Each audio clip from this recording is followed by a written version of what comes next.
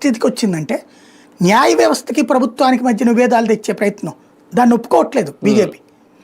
కిరణ్ రిజిజు ఇదివరకు న్యాయశాఖ మంత్రి, ఆయన్ని అందుకే తప్పించేశారు, పార్లమెంటరీ వ్యవహారాల మంత్రిగా చేశారు, వేరే వాళ్ళకి ఇచ్చారు అక్కడ మేఘ్వాల్కి వరకు. అట్లాగే ఈందైనా ధన్కర్దైనా చివరికి ఏ స్టేజ్కి వెళ్ళింది, బీజేపీని ముంచబోయాడు. ఆ రోజున తను తీసుకున్న తీర్మానం ఏంటి, జస్టిస్ వర్మ విషయంలో జస్టిస్ వర్మకి సంబంధించి తీర్మానం ఖచ్చితంగా అధికార పక్షం కూడా సమర్థించాలి. అసలు అధికార పక్షమే తీర్మానం చేయాలి.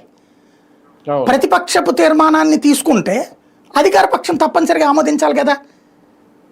ఆ విషయంలో అవినీతి అనేటటువంటిది ఆమోదించడం అంటే ప్రతిపక్షపు తీర్మానం ఓకే అయిందంటే ఏంటి, అధికార పక్షం బలం పోయినట్టు కదా, ఓడిపోయినట్టు కదా.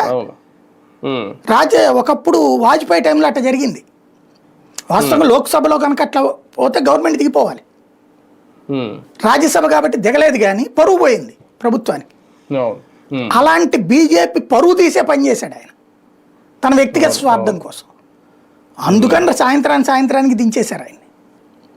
అవును అవును అదే ఇక్కడ కూడా అంటే ఒక రకంగా కాంగ్రెస్ పార్టీ కోర్టులోనే బంత్ వదిలేసిందా బీజేపీ, రేపొద్దున ఎన్నికకి వెళ్ళాలి లేదు అనే డెసిషన్ వాళ్ళ మీద ఆధారపడి? వాళ్ళు ఏం అడగదు. మేబీ ఇప్పుడు ఏమైనా రాజ్నాథ్కి అప్పచెప్పారు కాబట్టి రాజ్నాథ్ అయితే కాస్త పెద్దరికంగా మాట్లాడతాడు. దేబరించి అలవాటు ఉన్నోడు కాదు, ఏం చేస్తారో చూడాలి. అదే కదా, రైట్.